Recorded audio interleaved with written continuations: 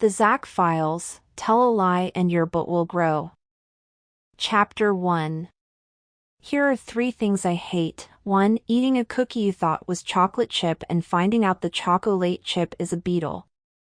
2. Going to the bathroom in the school John and finding out that other kids have stolen the toilet paper from your stall.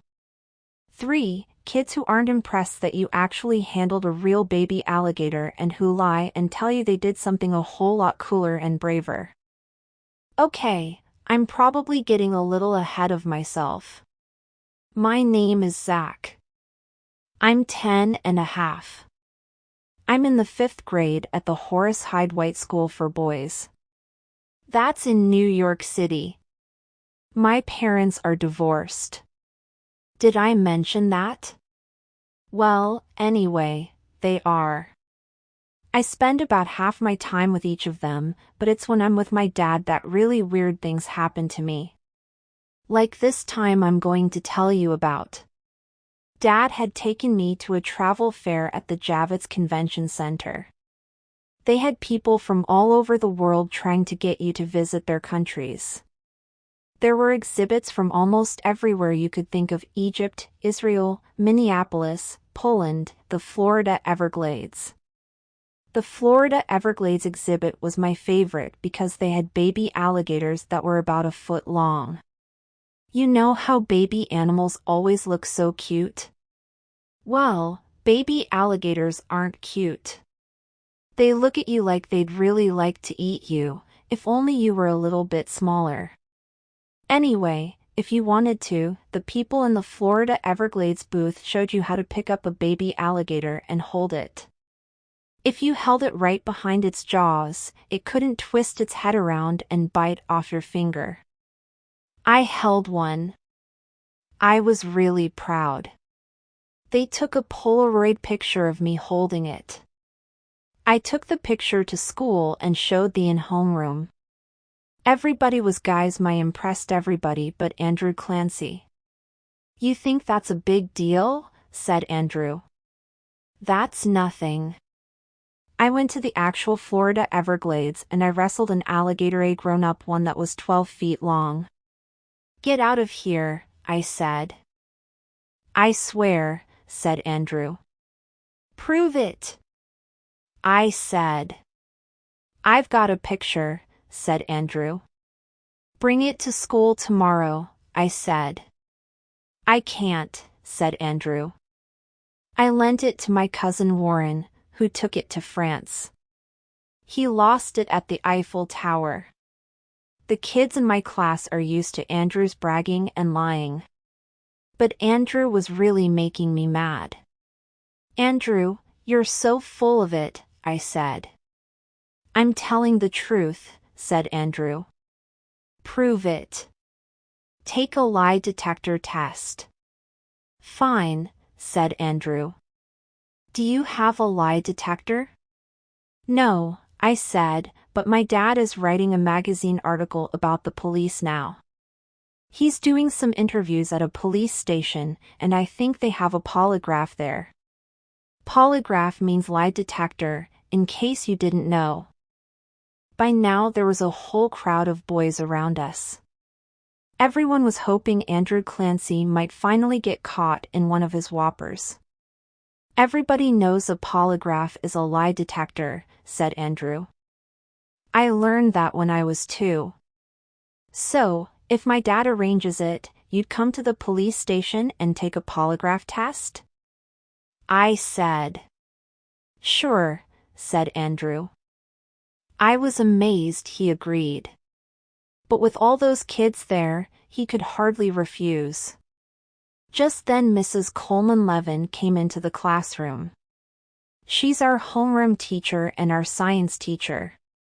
Boys, I'd just like to remind you again about the Horace Hyde White School Science Fair, said Mrs. Coleman-Levin. It's next Monday. As I mentioned before, the theme will be energy, and our local electric company is offering prizes to the winners. What are the prizes? Asked Vernon Manchufel. Vernon is a rich kid who's always letting you know just how rich he is. He also sweats a lot. First prize is $100, said Mrs. Coleman-Levin. We all got pretty excited about that. Everybody but Vernon, that is. He rolled his eyes. He probably gets $100 for his weekly allowance. Now, today is Thursday, said Mrs. Coleman-Levin. The science fair will be on Monday, so you'll have plenty of time to finish your projects. What do you mean plenty of time? I said. That's less than a week. You have today, which is Thursday, and tomorrow, which is Friday, said Mrs. Coleman-Levin. And you have the whole weekend. That's plenty. And the grade you get on your science fair project will be 50% of your final grade. Now, boys, we're all going to divide up. Everybody must choose a partner with whom to build his project. I want to work with Spencer, I said. Spencer is my best friend. He's also the smartest kid in school. For last year's science fair, Spencer made a model of the human digestive system. He built it out of clear plastic tubing. At one end he put in a cheeseburger. At a couple places in the plastic tubing, he poured in chemicals that were just like the stomach's digestive juices. By the time the cheeseburger got to the other end of the plastic tubing, it had turned into poop. I mean, it even smelled like poop. The kids all loved it. The adults all thought it was gross, but they gave it first prize anyway. I'd like Spencer to work with somebody who needs extra help, said Mrs. Coleman-Levin. Zack, you may choose either Vernon or Andrew. Vernon or Andrew? What a choice! I couldn't stand either one. Can't I work with Stephen Tanico or Ben Lerner? I asked. Mrs. Coleman-Levin shook her head. She hates it when you don't do what she asks you to do. How about Josh Bloom or Benny Davis? I said. Vernon or Andrew, Zack, she said. Choose, or I'll choose for you. If I didn't choose, I was positive she would make me work with Vernon Manchufel. I really was. And I can't stand Vernon even more than I can't stand Andrew Clancy. Okay, I said. I choose Andrew. If Andrew didn't brag so much, he wouldn't be such a bad kid. And he has a good imagination. If Dad could get the cops to test Andrew on a polygraph, maybe that would cut down on his bragging. Zack, you're lucky to be getting me as a partner, said Andrew. You may not know this, but I come from a long line of inventors. Ancestors of mine invented the telescope, the steam engine, and the whoopee cushion. Is that so? I asked. Why don't we continue this discussion when you're hooked up to the polygraph? Little did I know that hooking Andrew up to the polygraph might blow our entire science fair project. Chapter 2. The detectives at the precinct on 51st Street said it would be okay for us to see how a polygraph worked. So Dad took me and Andrew there on Thursday after school.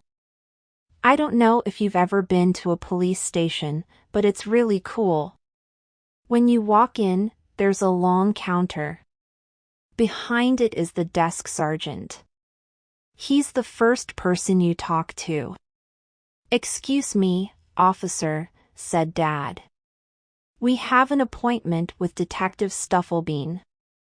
Is he in? Upstairs, said the desk sergeant.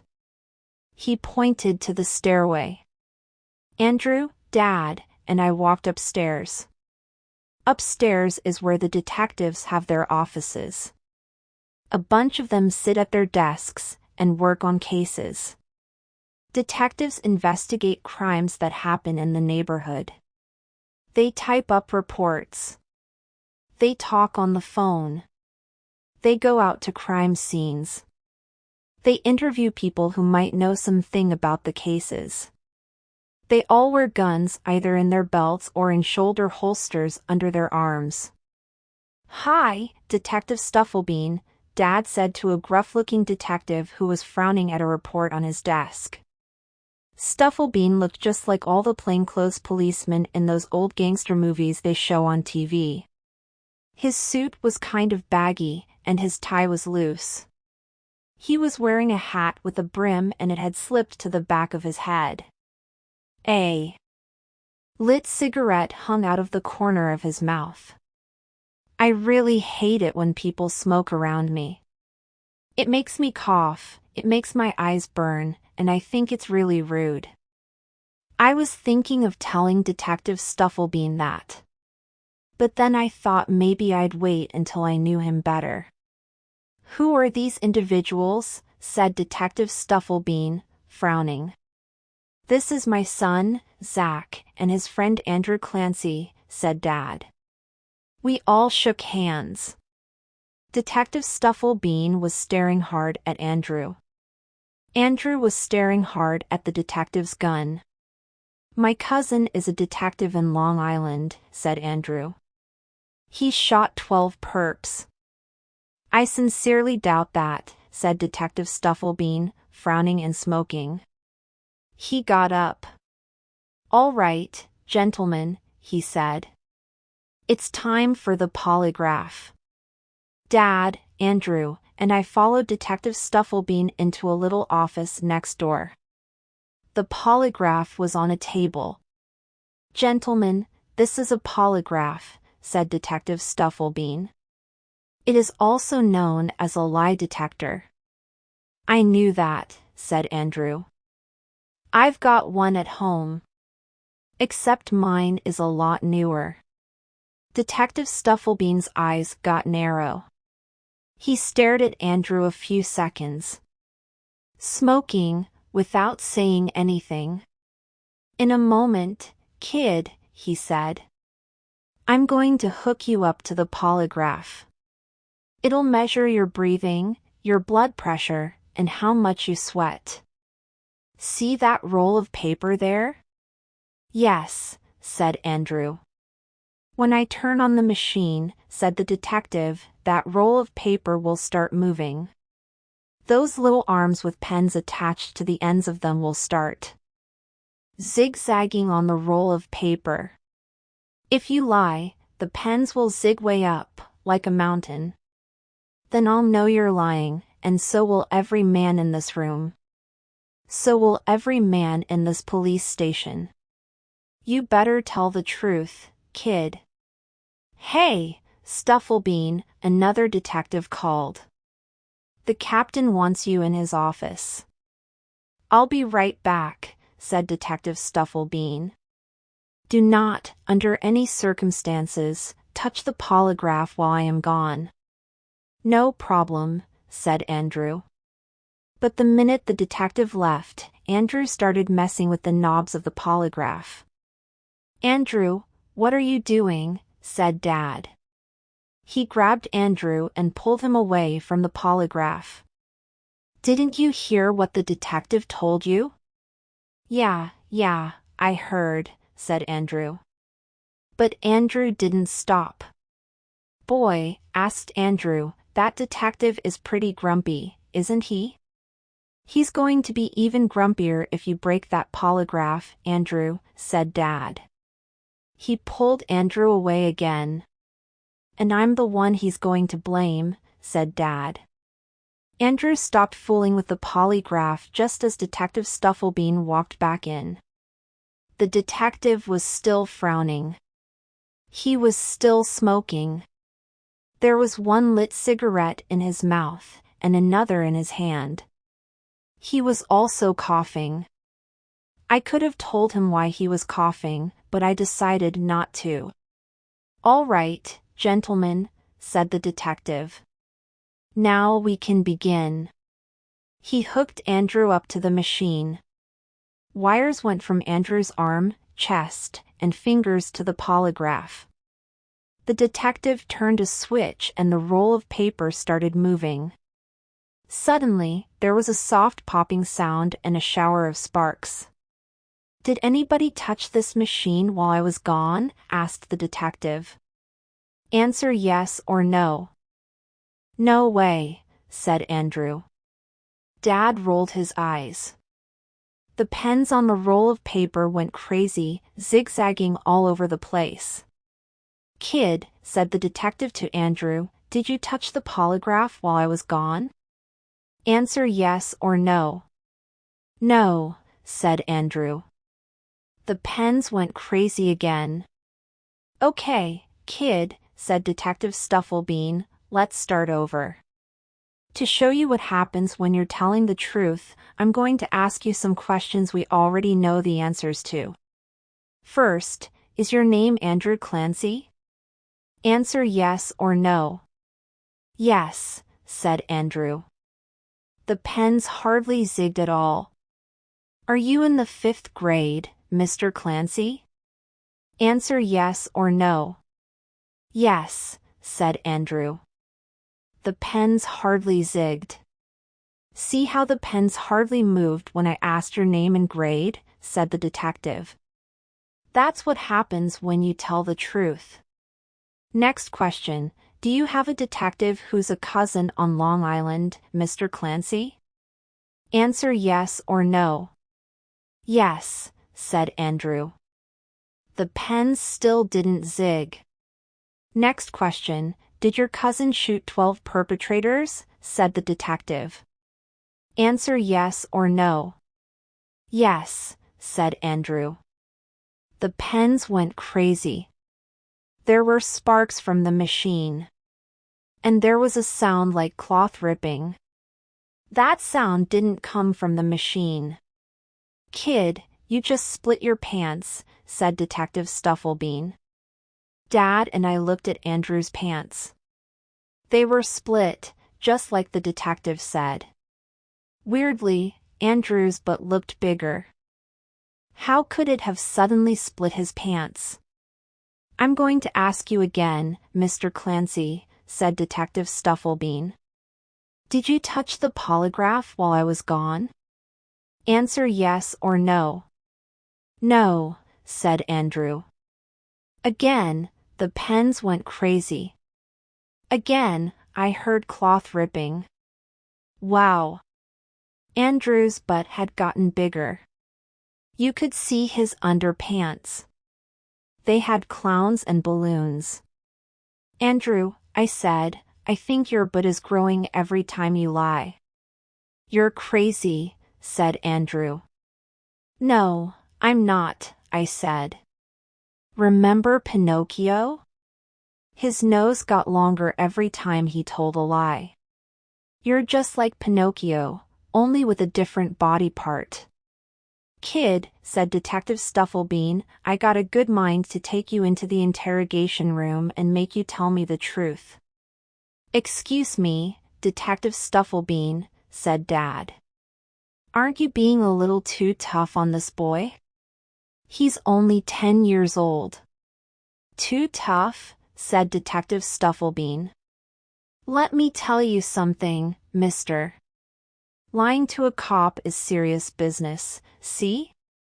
Lying to a cop goes against everything this country stands for. Lying to a cop is like lying to George Washington or Babe Ruth or the Grand Canyon. I've sent people up the river to Sing Sing prison for lying to a cop. Okay, that's enough, said Dad. We're going home. Whatever you say, said the detective. He pulled the polygraph wires off Andrew. Just out of curiosity, kid, said Detective Stufflebean. What kind of cases does your detective cousin work on? Homicide, said Andrew. Homicide, eh? Said Detective Stufflebean. No kidding. Yeah, said Andrew. Sometimes when he's stuck on a case, he calls to ask my advice. I often give him leads that end up cracking cases. In fact, I've solved so many homicide cases for him, the Long Island police made me an honorary detective. They gave me a real detective's badge. R-R-R-I-P-P-P. I heard another ripping sound. Although Andrew wasn't hooked up to the polygraph now, his butt was starting to pop out of his underpants. It was the grossest thing I'd ever seen. Dad put his raincoat over Andrew and we hurried out of the room and started down the stairs. That kid has major problems with the truth, said Detective Stufflebean, frowning, smoking, and coughing. For me and Andrew, our major problems had only begun. Chapter 3. On Friday, Andrew came to school